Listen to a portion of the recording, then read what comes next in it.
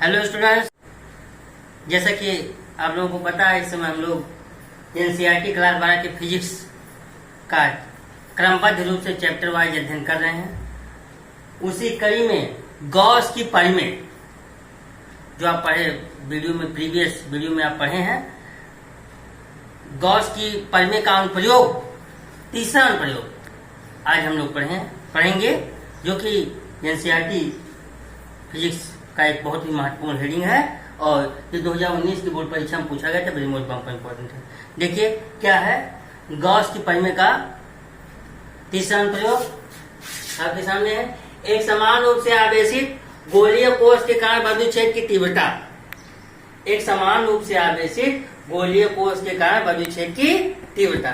देखिए आप प्रैक्टिकली देखिए, एक समान रूप से आवेशित है, मान लिया कोई गोलीय कोश होगा आपके सामने, ठीक है। इसका सेंटर केंद्र यहाँ होगा, ओ मान लेंगे हम इसको, और इसकी त्रिज्या रेडियस जो है कैलकुलेटर में आ रहा है, और इसके समस्त आवेश जितने चार्ज हैं, इसके पॉजिटिव चार्ज, वो सभी इसके पृष्ठ पर एक समान रूप से डिस्ट्रीब्यूट है, वितरित है, ठीक है। तो हमको इमेजिन करना है कि मान लिया एक गोलीय कोश जिसकी त्रिज्या कैलकुलेटर में आ रहा है और इसका केंद्र O है और इस पर समस्त आवेश इसके पृष्ठ पर प्लस क्यू आवेश एक समान रूप से वितरित है।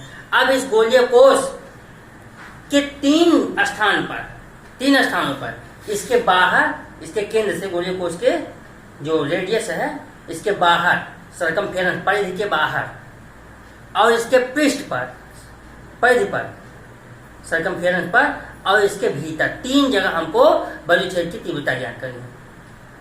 फिर समझिए, इस गोलीय कोश के कारण, इस गोलीय कोश के बाहर किसी बाह्य बिंदु पर, एक्सटर्नल पॉइंट पर, और इसके पृष्ठ पर, सरफेस पर, और इसके इंटरनल आंतरिक बिंदु पर हमको तीन जगह विद्युत क्षेत्र की तीव्रता ज्ञात करनी है। तो सबसे पहला हम यहाँ देखिए, पहले मान लिया आर त्रिज्या का, देखिए आपके सामने फिगर भी ड्रा किया गया है। ये कैपिटल में आर त्रिज्या का ये ओरिजिनल जो गोलीय कोश है, ये ओरिजिनल यही आपका कैपिटल में आर त्रिज्या का ये गोलीय कोश है जिसका केंद्र O है, ठीक है। इस पर प्लस क्यू आवेश एक समान रूप से वितरित है। देखिए प्लस क्यू आवेश यहाँ दिखाया गया है, एक समान रूप से वितरित है। इस गोलीय कोश के बाहर कोई बिंदु P है जहां पर हमको विद्युत क्षेत्र की तीव्रता ज्ञात करनी, R दूरी पर, इसके सेंटर से R दूरी पर एक बिंदु P है जहां पर हमें विद्युत क्षेत्र की तीव्रता ज्ञात करनी, और इसके पृष्ठ पर ज्ञात करना, और इसके भीतर एक बिंदु P है यहाँ भी ज्ञात करना, तीन जगह ज्ञात करना। तो सबसे पहले मान लिया R त्रिज्या का एक विलगित गोलीय कोश है जिस पर प्लस क्यू आवेश एक समान रूप से वितरित है। हमें इस गोलीय कोश के बाहर, कोश के पृष्ठ पर और गोलीय कोश के भीतर विद्युत क्षेत्र की तीव्रता ज्ञात करनी है, ठीक है। तो सबसे पहला हम पॉइंट मानेंगे बाह्य बिंदु पर, एट एक्सटर्नल पॉइंट।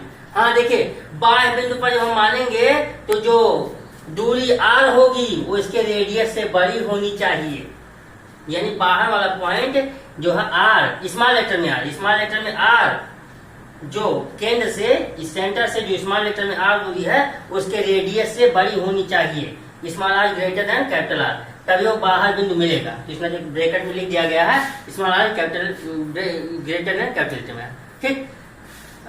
तो इसके बारे में वर्णन कर ही दिए हैं कि मान लिया एक आवेशित गोलीय कोश है जिसका केंद्र O है, त्रिज्या कैपिटल में R है, इसके केंद्र से स्मॉल लेटर में R दूरी पर बाहर बाह्य बिंदु पर एक बिंदु P है जहां पर हमें विद्युत क्षेत्र की तीव्रता ज्ञात करनी है। यहाँ देखिए, इसके केंद्र से R दूरी पर एक बिंदु P है जहां पर हमें विद्युत क्षेत्र की तीव्रता ज्ञात करनी है, ठीक। अब यहाँ हम लोग एक रचना करेंगे, बिंदु P से होता हुआ स्मॉल लेटर में R त्रिज्या का, बिंदु P से होता हुआ स्मॉल लेटर में R त्रिज्या का एक गॉसियन गोलाकार पृष्ठ खींचेंगे। बिंदु P से होता हुआ स्मॉल लेटर में R त्रिज्या का एक गॉसियन गोलाकार पृष्ठ खींच रहे हैं जिससे वो बिंदु P उस बंद पृष्ठ के सरफेस पे आ जाए, ठीक है। तो इतना आप लोग कंस्ट्रक्शन कर लीजिए कि स्मॉल लेटर में R त्रिज्या का एक बिंदु P है, स्मॉल लेटर में R त्रिज्या का एक जो है मानकर, रेडियस मानकर उसको एक आवेश गोलीय कोश के गॉसियन गोलाकार पृष्ठ का हम निर्माण कर दिए। उसके बाद, ठीक। अब यहाँ देखिए, हाँ, बिंदु P पर एक छोटा सा लघु क्षेत्रफल अवयव डीए ले लिया। देखिए बिंदु P यहाँ है ना, ये बिंदु P है यहाँ, ठीक है। इस पर एक लघु क्षेत्रफल अवयव डीए ले लिया, लघु क्षेत्रफल अवयव डीए ले लिया, ये यही है, ठीक है। ऊपर लिख दिया, एक लघु क्षेत्रफल अवयव डीए ले लिया, लघु क्षेत्रफल डीए बिंदु P पर, ठीक है। हाँ, इसे बिंदु P पर जो लघु क्षेत्रफल अवयव डीए है, यहाँ पर वैद्युत क्षेत्र की तीव्रता वेक्टर ई और क्षेत्रफल वेक्टर डीए दोनों एक ही दिशा में होंगे, समांतर होंगे, ठीक है। क्योंकि प्लस क्यू आवेश का जो वैद्युत पर रेखा है बाहर की ओर निकलेंगी और इसका क्षेत्रफल वेक्टर इसके परपेंडिकुलर लंबवत भी बाहर की ओर होगा, तो दोनों एक दूसरे के समांतर होंगे, इनके बीच का कोण थीटा 0 होगा। बिंदु P पर एक लघु क्षेत्रफल अवयव डीए ले लिए, गॉसियन गोलाकार पृष्ठ पर है ये बात, ठीक है। इसके जो है लघु क्षेत्रफल अवयव पे वैद्युत क्षेत्र की तीव्रता वेक्टर ई और क्षेत्रफल वेक्टर डीए दोनों एक ही दिशा में होंगे, इस नाते इनके बीच का कोण थीटा 0 होगा, दोनों समांतर होंगे वेक्टर ई और वेक्टर डीए, ठीक। अब आइए यहाँ लघु क्षेत्रफल अवयव डीए से होकर गुजरने वाला वैद्युत फ्लक्स, पहले हम जो लघु क्षेत्रफल अवयव डीए है उसके कारण हम वैद्युत फ्लक्स ज्ञात कर लें, फिर उसके बाद पूरे संपूर्ण गॉसियन गोलाकार पृष्ठ के लिए हम समाकलन कर देंगे, बंद समाकलन, क्लोज इंटीग्रल कर देंगे।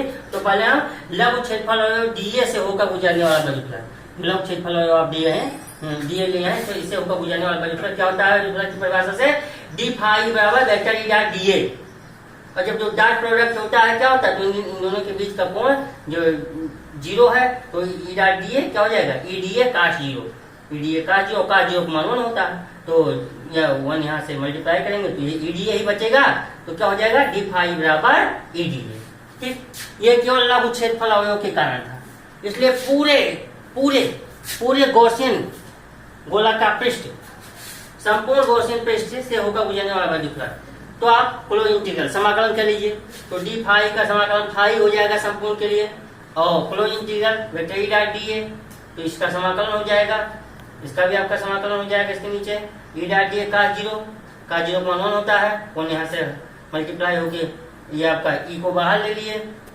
फाई का ई बाहर हो गया, ठीक है। और क्लोज इंटीग्रल डीए, आज जानते हैं क्लोज इंटीग्रल डीए क्या है, यहाँ देखिए साइड में लिखे, हाँ, क्लोज इंटीग्रल डीए जो है बंद समाकलन, ये क्या है, पूरे गॉसियन गोलाकार पृष्ठ का जो गोले के पृष्ठ का क्षेत्रफल है, और उसका मान आप लोग जानते हैं पहले से ऑलरेडी 4 पाई आर स्क्वायर होता है, ठीक है।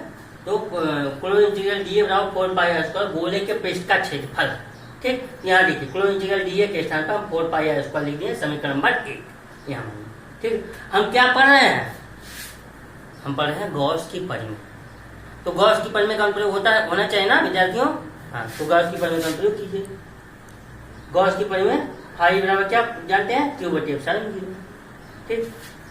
समीकरण 1 यहाँ माने, समीकरण 2 दोनों का लेफ्ट हैंड साइड इक्वल है, ठीक, बायां पक्ष बराबर है, तो दायां पक्ष भी बराबर हो जाएगा, देखिए इसका ये बराबर हो जाएगा, तो E into 4 pi square Q बटे एप्सिलॉन 0, हमको यहाँ वैद्युत क्षेत्र की तीव्रता ई ज्ञात करनी है, तो क्या हो जाएगा 1 बटे 4 पाई एप्सिलॉन 0 क्यू बटे आर स्क्वायर, ठीक।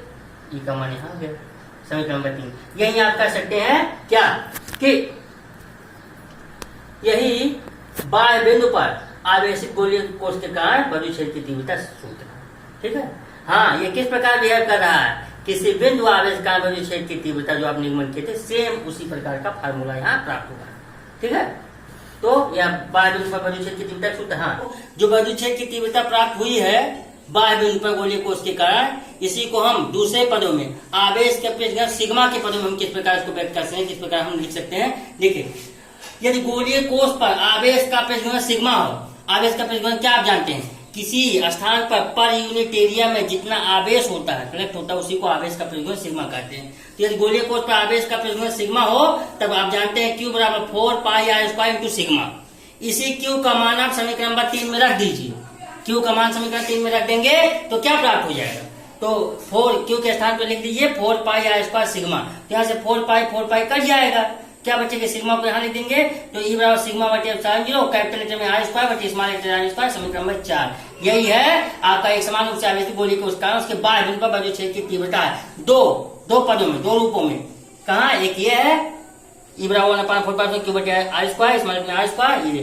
आपका आवेश क्यू के पदों में, और यहाँ आवेश का परिमाण सिग्मा सिग्मा बटे एप्सिलॉन 0 कैपिटल में आर स्क्वायर बटे स्मॉल लेटर में, समीकरण में 4। ठीक, हम आपको पहले बताए थे 3 स्थानों पर हमको बद्ध छेद की तीव्रता ज्ञात करनी है। एक जो है, अब आप कहा दूसरे नंबर पे कहा गया, तो गोलीय कोष के पृष्ठ पर, उसके सरफेस पर, ये गोलीय कोष है, इसके सरफेस से बद्ध छेद की तीव्रता ज्ञात करना है। तो कुछ करना नहीं है, एक बार आप मेहनत करके निकाल लिए। दूसरा स्टेप आप क्या करेंगे, जहां जहां समीकरण 3 और 4 में स्मॉल लेटर में आर है वही कैपिटल लेटर में आर पुट करें। क्यों? क्योंकि आप जो बाहर का बिंदु स्मॉल लेटर में आर मान रहे थे वो आप कहाँ आ गया, वो आप सरफेस पे आ गया। तो यानी वो दूरी स्मॉल लेटर में आर कैपिटल लेटर में आर के बराबर, रेडियस के बराबर होगी। ठीक है, तो आप क्या हो गया, आपके लिए गोलीय कोष के पृष्ठ पर बद्ध छेद की तीव्रता ज्ञात करने के स्मॉल लेटर में आर बराबर कैपिटल में आर, आप जाकर समीकरण 3 और 4 दोनों जगह रख दीजिए। ठीक, तो क्या करेंगे, यदि बिंदु P पर, यदि बिंदु P कोष के पृष्ठ पर है, जो बिंदु P बाहर माने थे, ये कोष के पृष्ठ पर आ जाए, यहाँ इसके कोष के पृष्ठ पर आ जाए, तो स्मॉल लेटर में आर बराबर कैपिटल लेटर में आर का मान समीकरण 3 और समीकरण नंबर 4 में रखने पर, समीकरण 3 और 4 में दो जगह रख दीजिए। तो क्या हो जाएगा, ई बराबर हो जाएगा, स्मॉल लेटर में आर कहते हैं, ई बराबर 5.450 क्यू बटे कैपिटल लेटर में आर स्क्वायर। देखिए यहाँ स्मॉल आर था ना, तो कैपिटल आर स्क्वायर हो जाएगा। समीकरण नंबर आप इसको 3 से प्राप्त कर लिए। समीकरण नंबर 4 से यहाँ देखिए, तो ई बराबर सिग्मा बटे एप्सिलॉन 0 और स्मॉल लेटर में आर जो था बटे में हर में, इसी क्या था, मैं कैपिटल लेटर में आर रख दीजिए, तो दोनों कट जाएंगे, कैंसिल आउट हो जाएगा। तो ई बराबर सिग्मा बटे एप्सिलॉन 0 समीकरण नंबर 4 से प्राप्त हो जाएगा। ये कहाँ है, गोलीय कोष के पृष्ठ पर बद्ध छेद की तीव्रता का सूत्र है। ठीक, तीसरा पॉइंट क्या आपको बता रहे, गोलीय कोष के भीतर आंतरिक बिंदु पर यहाँ क्या होना चाहिए, जो स्मॉल लेटर में आप जो माने थे बाहर दूरी, वो क्या होनी चाहिए, वो रेडियस से छोटी होनी चाहिए। तो स्मॉल लेटर में आर लेस देन जो आपका कैपिटल लेटर में आर हो जाना चाहिए। ठीक, तो है इंटरनल पॉइंट। तो माना वो जो बिंदु P है गोलीय कोष के जो आपका भीतर, बिंदु P डैश जो गोलीय कोष के भीतर आ जाए, तो आप जानते हैं पहले बताया गया कि संपूर्ण आवेश कहाँ है, उसके पृष्ठ पर। संपूर्ण आवेश जो है प्लस क्यू आवेश उसके पृष्ठ पर थे, उसके भीतर कोई भी आवेश नहीं, गोलीय कोष के भीतर कोई आवेश नहीं। तो आप जानते हैं बिना दुल्हे की बारात कैसी होगी। ठीक है, यानी दुल्हे का संदर्भ हम यहाँ क्या ले रहे हैं, आवेश ले रहे हैं। आवेश क्यू 0 है, जो आवेश क्यू जो है 0 है, कहाँ, उसके भीतर आंतरिक बिंदु पर आवेश क्यू है ही नहीं, तो बद्ध छेद की तीव्रता 0 हो जाएगी। वही मान आप देखिए कैसे निकालें, बद्ध छेद की तीव्रता बद्ध फ्लक्स जो है फाई बराबर, यहाँ से फाई बराबर इंटीग्रल ई डॉट डी है भीतर अंदर। ठीक है, गॉसियन पृष्ठ यहाँ भी गोलीय गॉसियन पृष्ठ खींच दिए हैं, ई डॉट डी है, ये बाहर हो गया, क्लोज इंटीग्रल डी है, क्लोज इंटीग्रल डी है, क्या हो जाएगा 4 पाई आर स्क्वायर ई, और फाई का मान गॉस की परमाणु क्यू बटे एप्सिलॉन 0, ई एप्सिलॉन 0 का मान आपका एप्सिलॉन 0 बटे में है, और क्यू का मान आप 0 रख दीजिए, क्योंकि भीतर कोई आवेश नहीं है। क्यू तो का मान का स्थान पे 0 रख दिए, तो 0 बटे एप्सिलॉन 0, ई बराबर ई को ब्रैकेट में हो जाएगा 4 पाई आर स्क्वायर, यानी ई का मान जब यहाँ 0 आ गया तो सब 0 हो गया, तो बद्ध छेद की तीव्रता ई बराबर 0 होगी। यानी आप शॉर्टकट में कह लीजिए 100 बात की एक बार कि आंतरिक बिंदु पर बद्ध छेद की तीव्रता 0 हो जाएगी, क्योंकि वहां आवेश नहीं है। ठीक, बस ये आपका 3वां स्थान पर हो गया। ठीक, इसको आप रिवाइज करिए। धन्यवाद।